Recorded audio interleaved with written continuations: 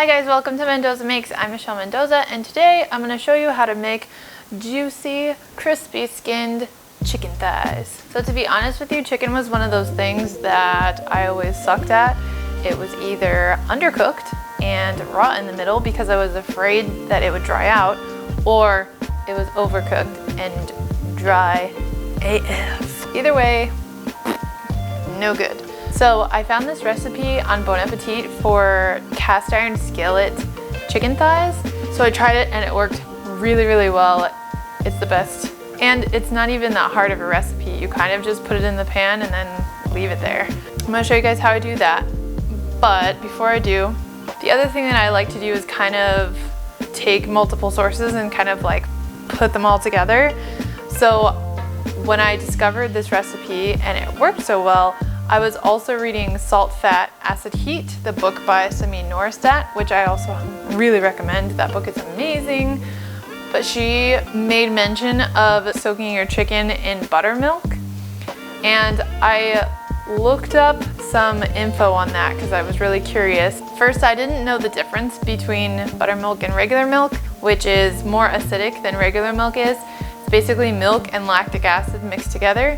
By soaking your chicken in the buttermilk beforehand with the higher acidity, it helps tenderize the meat, making it more tender and juicy when it's finished. That, combined with how it cooks up in the cast iron skillet, was the problem that I ran into though. Is I like to have buttermilk, but it seems to go bad before I use the whole jug of it. So I found on Amazon this powdered buttermilk, which has been working for me really, really well. So I'll put a link in the description if you guys want to try that. The only thing that was kind of wonky, and I had to look up some things to mix this into liquid form, it gives you directions for a gallon, and I'm like, I'm not gonna make a whole gallon. I just need like a couple cups for my recipe, you know, for pancakes or chicken or whatever. Through painstaking trial and error and some research on the reviews on Amazon, I have figured out that for every cup of water, 2 or 3 tablespoons of this powder is right on the money.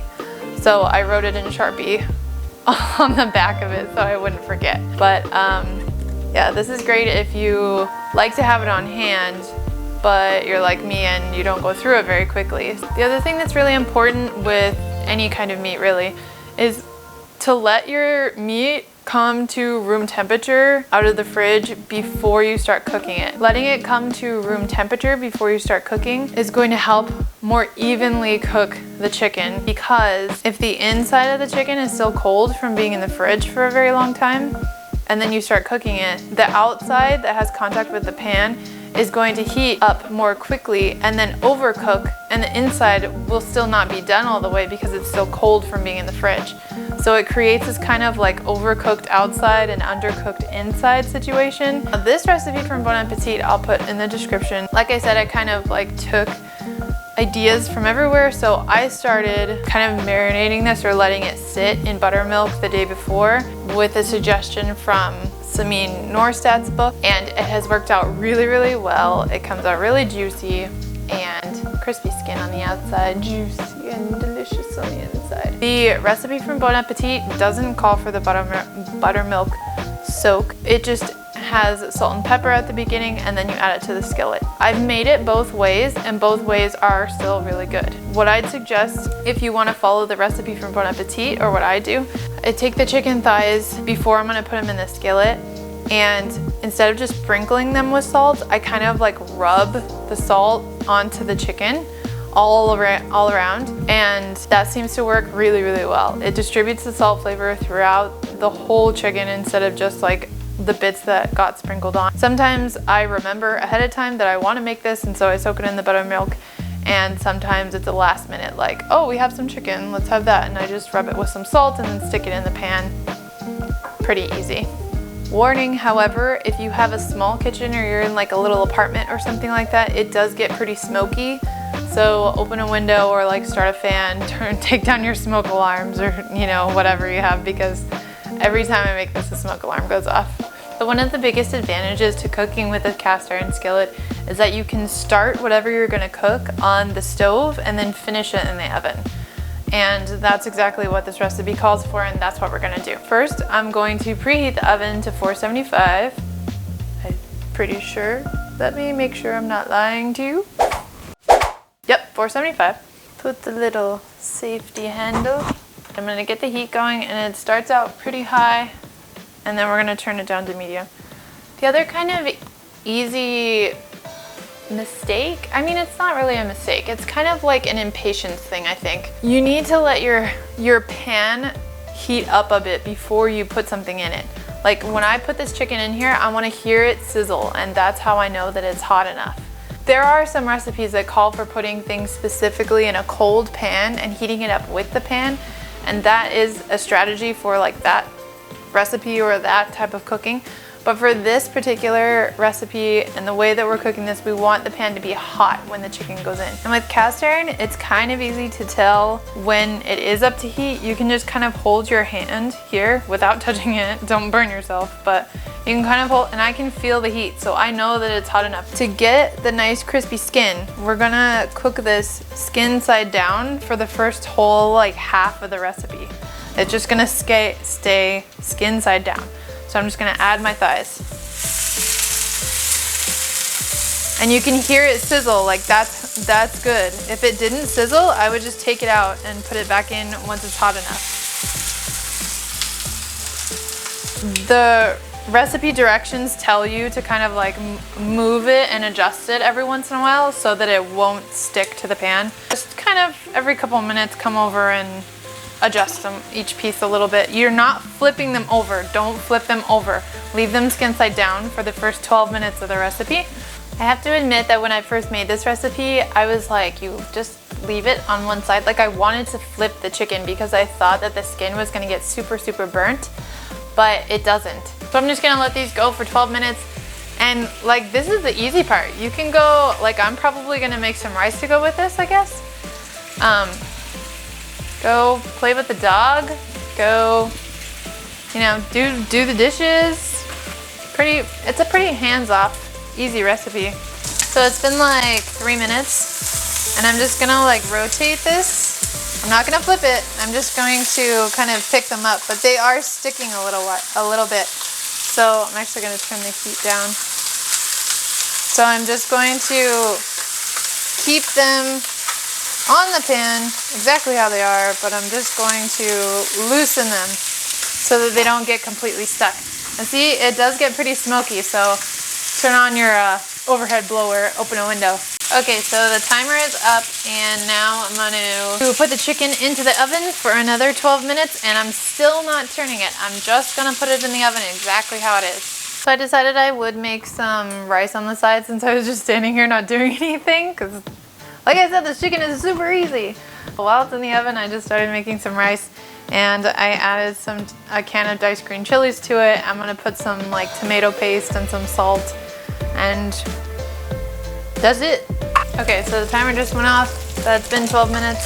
I'm going to pull out the chicken and flip it over now. Okay.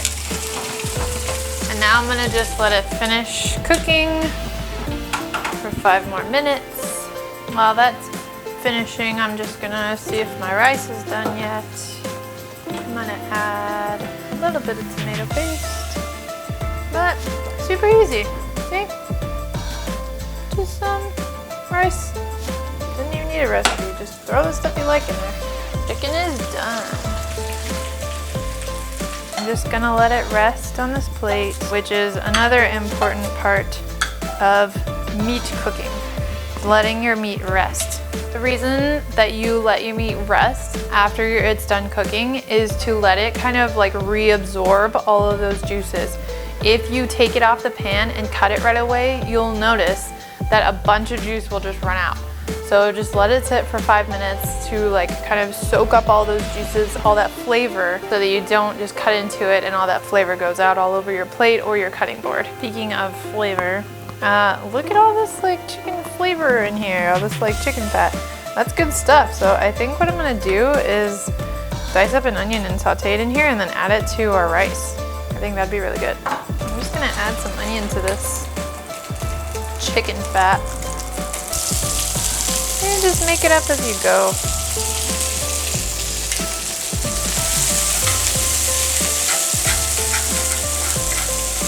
This is also the really good thing about using a cast iron skillet. So I can just scrape all this. And it's helping clean my skillet.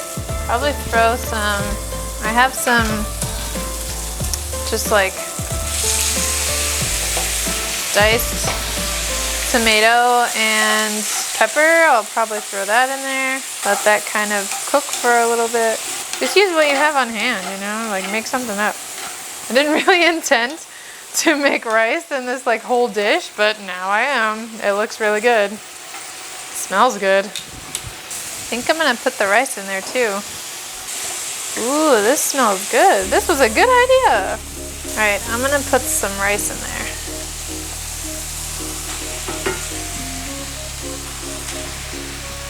Let the rice soak up those juices. See, this is what happens when I have to wait for my chicken to cook. I start cooking something else. Put some pepper, cause I love pepper. A little bit of salt. I think I'll call that. That looks good to me. Oh, smells really good. Get some rice. Piece of chicken.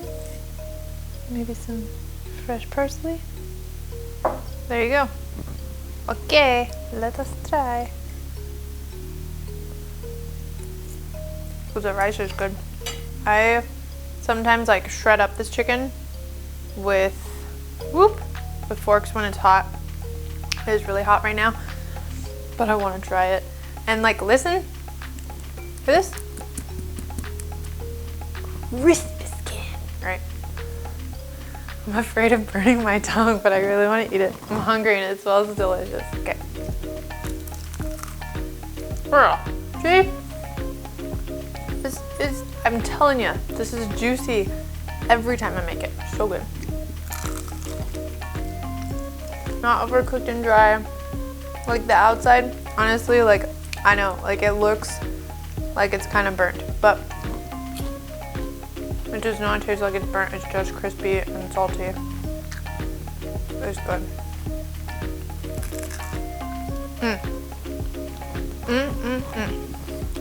You know, your food's good when it makes you dance. Make juicy chicken. I hope you guys make juicy chicken. Stop making dry chicken. Juicy chicken only. If you like this video or you learned something, give it a like. If you want to learn more, hit the subscribe button. I upload videos every Friday. Thank you for watching, and I'll see you next time. Bye!